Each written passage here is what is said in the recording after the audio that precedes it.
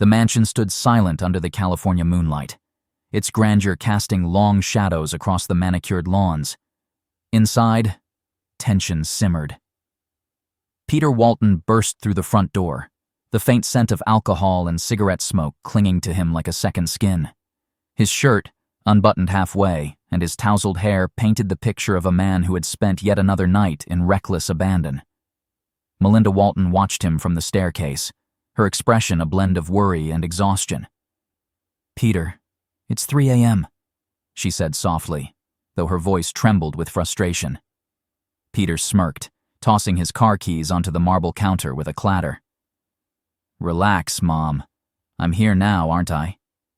But before Melinda could respond, Walton appeared from his study, his towering figure exuding authority. "Enough, Peter," he barked, his voice echoing through the vast halls. "We need to talk." Peter rolled his eyes, but followed his father into the study. The air inside was thick, the faint smell of cigars lingering. Walton gestured for Peter to sit, but the younger man leaned casually against the edge of the desk, defiance written all over him. "I've had enough of your antics," Walton began, pacing back and forth. "This lifestyle of yours, parties, scandals, and complete disregard for this family's reputation, ends now." Peter shrugged. "And what if it doesn't?" Walton slammed his palm onto the desk, making Peter flinch. "You'll marry Veronica," he said coldly. "Who?" Peter frowned. "Veronica Steele," Walton continued. "A good woman from a respectable family. This has been in the works for months. Your mother and I have agreed. It's time you grow up." Peter laughed bitterly. "You're arranging my marriage now. What is this? The 18th century?" Walton's gaze hardened. "If you refuse, Peter, consider yourself disowned. No money, no mansion, no inheritance." The words struck Peter like a blow. For the first time in years, he felt cornered. His smirk faltered as he stared at his father, trying to gauge if he was serious. Melinda entered the room, her face pale. "Peter," she pleaded, her voice breaking. "Please, just think about it." But Peter pushed past her, his mind racing. The air outside was crisp as he stepped onto the patio, the weight of his father's ultimatum pressing on his chest. Would he surrender to their demands, or would he carve out his own path, even if it meant losing everything? The night was silent, but Peter's world had erupted into chaos. The cold air of the London morning stung Peter's face as he stepped off the plane. The city stretched out before him, bustling with life, indifferent to his turmoil. With a duffel bag slung over his shoulder and no clear plan, Peter hailed a cab. "Anywhere Central," he muttered to the driver, leaning back into the seat.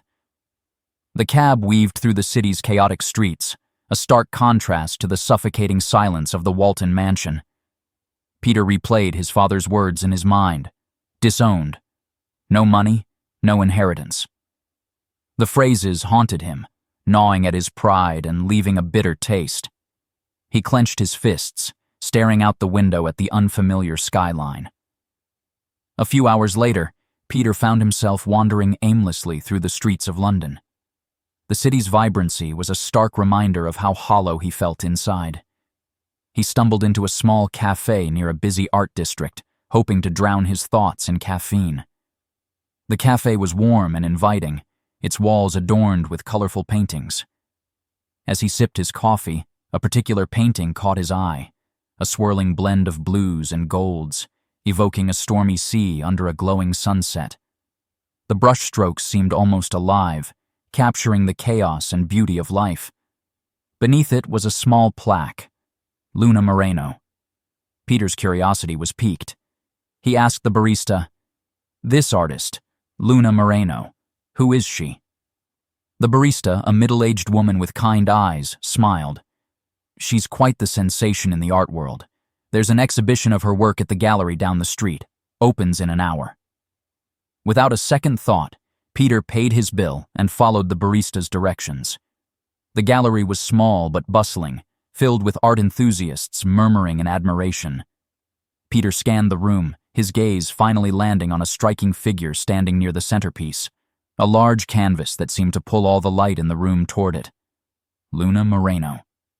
She was nothing like he'd imagined. Her hair was a cascade of dark curls framing a face marked by quiet intensity. She moved with purpose, speaking briefly with attendees before returning her attention to the art. Peter was mesmerized. He approached her cautiously. "Your work, it's remarkable," he said. Luna glanced at him, her eyes assessing. "Thank you," she replied, her tone polite but distant. Peter tried to continue the conversation, but Luna's attention had already shifted elsewhere. For the first time, Peter felt invisible, and oddly, he wanted to change that. As the night wore on, Peter left the gallery, his mind buzzing. Luna Moreno was unlike anyone he had ever met, and though she barely noticed him, Peter resolved to see her again. London's grey skies loomed overhead as Peter made his way to the art gallery again. A sense of determination burned in him. He wasn't entirely sure why he was so drawn to Luna Moreno, her art, her elusive demeanor, or the way she seemed entirely unimpressed by him, something he wasn't used to. The gallery was quieter this time. Peter noticed Luna seated in a corner, sketching with charcoal on a large pad. Her focus was unshakable, her hand moving with precision as she brought the image to life. Peter cleared his throat as he approached. "Mind if I join you?" Luna barely glanced up. "It's a free gallery," she said, her voice cool and detached. Undeterred, Peter sat down a few feet away. "You've got quite a gift," he said, nodding toward her work. Luna paused for a moment, then resumed sketching. "Art isn't a gift. It's practice, patience, and obsession." Peter smirked. "Then you must be very obsessed." This earned a slight smile from her, but she didn't look up. "And you? What are you obsessed with?" The question caught Peter off guard. He hesitated, unsure of how to answer. Parties? Escaping responsibility? Chasing fleeting pleasures? He felt a twinge of shame. "Still figuring that out," he admitted, surprising even himself.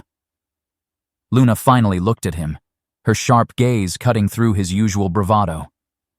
"Then maybe you should spend less time chasing distractions and more time finding out." Peter laughed lightly, though her words stung. "Fair enough.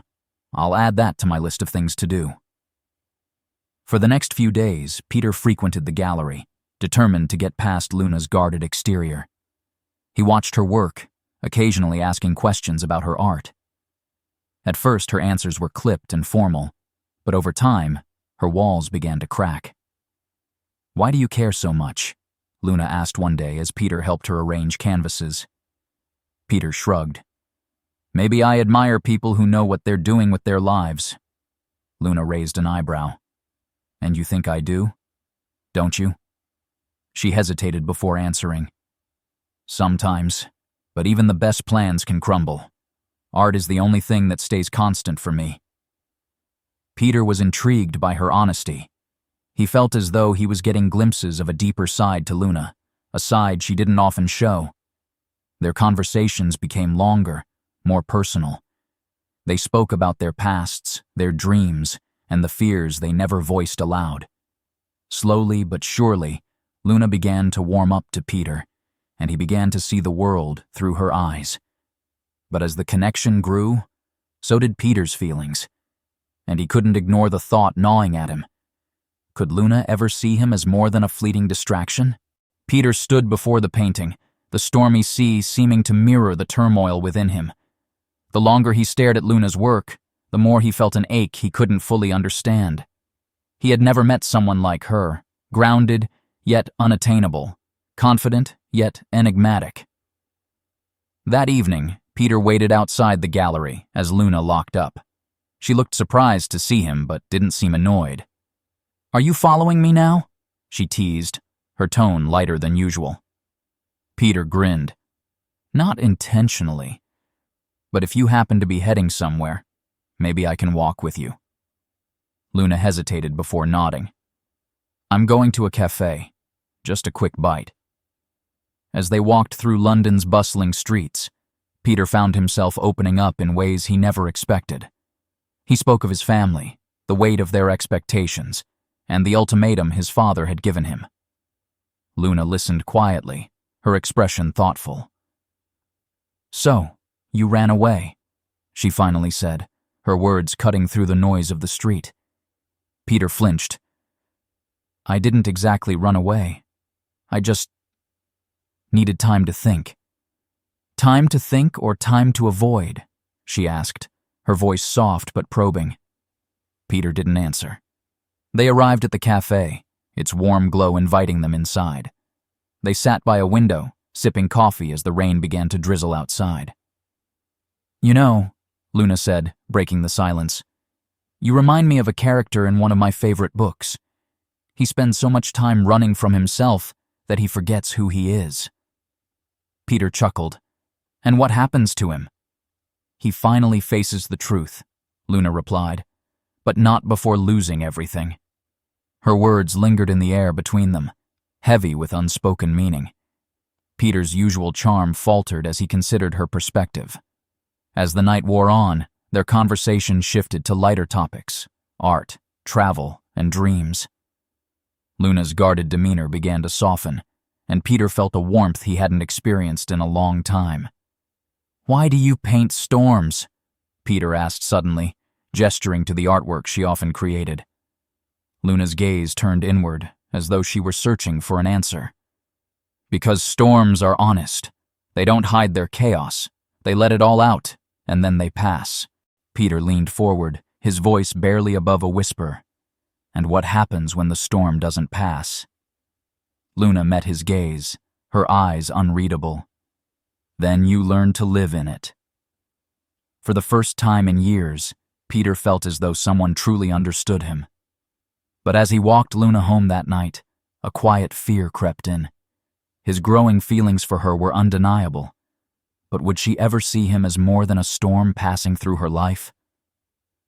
Peter stood outside Luna's apartment the next morning, nervously clutching a small bouquet of white lilies he'd bought on impulse. The rain from the previous night had cleared, leaving the London streets glistening under the weak sunlight. Today was the day he would tell her. When Luna opened the door, her expression shifted from surprise to something unreadable. "Peter, what are you doing here?" He hesitated, his usual confidence replaced by a nervous energy. I wanted to see you. Can we talk?" Luna stepped aside, letting him in. Her apartment was cozy, filled with canvases and the faint smell of paint. She gestured toward the couch, taking a seat across from him. Peter placed the lilies on the table and took a deep breath. "Luna, I've been thinking about us, about how much you've changed the way I see things. I've never met anyone like you." Luna tilted her head, her expression cautious. "Peter, I know I'm not perfect," he interrupted, his words spilling out in a rush. "But I feel like I'm finally starting to figure out who I am, and that's because of you. You've made me want to be better. For myself. And for you." He reached for her hand, his voice soft. "Luna, I want more than friendship. I want us to be together. Will you—" "Peter, stop," Luna said, pulling her hand away. Her tone was firm but not unkind. His heart sank. "What do you mean?" Luna sighed, running a hand through her curls. "You're a good person, Peter, but you're not ready for this, for us. I see the effort you're making, and I respect it, but I don't think you're the partner I need." Her words struck him like a blow. He stared at her, struggling to process what she was saying. "You think I'm not good enough?" "That's not what I said," Luna replied gently. "It's not about being good enough. It's about being in the right place in life. And right now, you're not there." Peter's jaw tightened. "How can you know that? You barely know me." "I know enough," she said softly, her eyes filled with regret. The weight of her rejection was suffocating. Peter stood abruptly, the legs of the chair scraping against the floor. "You're wrong," he said, his voice shaking. "I can be what you need." "Peter, don't do this," Luna pleaded. But he was already at the door. He turned back, his eyes burning with unshed tears. "I'll prove you wrong." The sound of the private jet's wheels screeching on the California runway jolted Peter from his thoughts. He leaned back in his seat, eyes closed, replaying Luna's words over and over. "You're not the partner I need." Her rejection lingered like an open wound, raw and unrelenting. As he stepped out into the warm California air, the sprawling skyline felt different, less comforting, more suffocating. The grandeur of the Walton mansion loomed ahead as his car pulled into the long driveway. Peter hesitated before entering. Home didn't feel like home anymore. Inside, Walton was at his desk, reviewing papers. His sharp eyes flicked up at Peter's entrance. "Back so soon?" he asked, his tone devoid of warmth. Peter ignored the jab. "I want to work in the office." The statement caught Walton off guard. He placed his pen down slowly, studying his son with suspicion. Why the sudden change? Peter straightened his shoulders. "Because it's time I take things seriously." Walton didn't reply immediately. Finally, he nodded. "If you're serious, be at the office tomorrow at 8 a.m. sharp. No excuses." For the next few weeks, Peter threw himself into the grind, arriving early, staying late, and learning every aspect of the family business. The office was a battlefield, but Peter adapted quickly, surprising not just his colleagues but also himself. Slowly, the whispers about the reckless heir turned into grudging respect.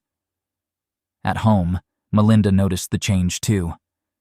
"Peter, you've been so quiet lately," she said one evening as they sat in the dining room. "You're working harder than I've ever seen, but is everything okay?" Peter forced a smile. "Just trying to make things right, Mom." But at night, when he was alone, the weight of Luna's rejection crept in. Her words had shattered something inside him, but they had also ignited a fire. He wasn't just trying to prove her wrong, he was trying to prove to himself that he could be more than the carefree boy he used to be. One day, as he shuffled through files in the office, Walton walked in. "You've been doing good work," he said gruffly. "I didn't expect this." Peter looked up. "People change, Dad." Walton raised an eyebrow. "Some do. Most don't. Let's see how long this lasts." The Walton family mansion was abuzz with activity. Walton Enterprises was hosting a grand gala, a dazzling event filled with California's elite. Peter, now fully integrated into his father's business, was in charge of overseeing the evening. He stood near the entrance, greeting guests with a practiced charm, his tailored suit a far cry from the carefree rebel he once was. But even amidst the glamour, his thoughts wandered to London. It had been months since he last saw Luna, and though he had thrown himself into work, her memory lingered, a persistent ache he couldn't shake. As the night progressed, Peter moved through the crowd, engaging in polite conversations and fielding questions about the company. He was mid-sentence when he saw her. Luna. She stood near the center of the room, her dark curls cascading over one shoulder, her deep blue dress catching the light just enough to make her seem otherworldly. Peter froze, his heart pounding. She hadn't noticed him yet, her attention on the artwork displayed along the walls, a last-minute addition to the gala's theme. Gathering his composure, Peter approached her, weaving through the crowd. "I didn't expect to see you here," he said, his voice steady despite the storm of emotions inside him. Luna turned, her eyes widening in surprise. "Peter." Her voice was soft, almost hesitant.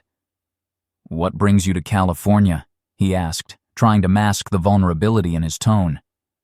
"The exhibition," she replied, gesturing to the walls. "A few of my pieces were included. I didn't know this was your event." "It's not mine," he corrected. "It's my father's. I'm just managing things." She tilted her head, studying him. "You look different." Peter chuckled, though it lacked humor. "I've been busy. A lot has changed." They stood in silence for a moment, the noise of the gala fading into the background. Finally, Luna spoke. "I heard about your promotion. Walton Enterprises must be keeping you on your toes." "It is," Peter admitted. "But it's good. I needed the change." Luna nodded, her expression unreadable. "I can see that." Their conversation was interrupted as the lights dimmed, signaling the start of the evening's presentation. Luna excused herself, leaving Peter standing alone, her presence stirring emotions he thought he had buried. Later that night, as the event wound down, Peter found himself unable to stop glancing in Luna's direction. She caught his gaze once, offering a small smile that sent his heart racing. The Walton mansion had quieted down after the gala. Peter sat in his study, the soft glow of a single lamp illuminating the room. His mind replayed every moment of the evening: Luna's arrival, her composed demeanor, the way her eyes lingered on him, if only briefly. It was maddening. As he stared at the untouched glass of whiskey in his hand, his phone buzzed on the desk. Frowning, he glanced at the screen. The number wasn't saved, but somehow felt familiar. Hesitantly, he picked up. "Hello? It's me." Peter sat up straight at the sound of her voice. "Luna?" "Yes." There was a pause on the line, her hesitation palpable. "Are you busy?" Peter's heart raced. "Not at all. Is everything okay?" "I'm leaving tomorrow morning," she said quietly. "Back to London. But I wanted to talk to you. Could we meet? Just for a little while." Peter's grip on the phone tightened. "Of course. Where?" She gave the name of her hotel and a time: midnight.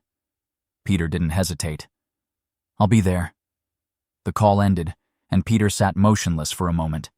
His mind was a whirlwind of questions. Why had she called him? What did she want to say? He glanced at the clock.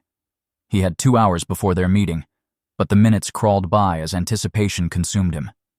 At exactly midnight, Peter arrived at the hotel. The lobby was dimly lit and quiet, the hum of the night desk clerk the only sound. Luna was waiting in a lounge chair by the window, her figure illuminated by the glow of the city lights outside. "You came?" she said softly as he approached.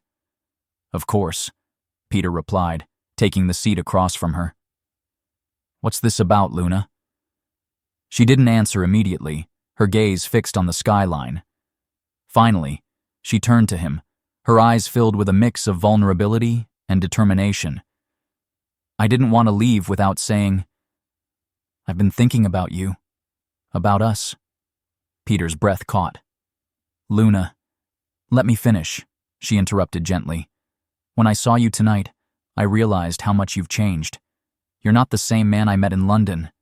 And I think I was wrong about you." Peter leaned forward, his voice barely above a whisper. "What are you saying?" Luna looked down, then met his gaze, her eyes glistening. "I'm saying I made a mistake. I thought you weren't ready for this for me. But now, I'm not so sure." Peter woke the next morning with an unfamiliar sense of clarity. The memory of Luna's words from the night before played in his mind like a melody.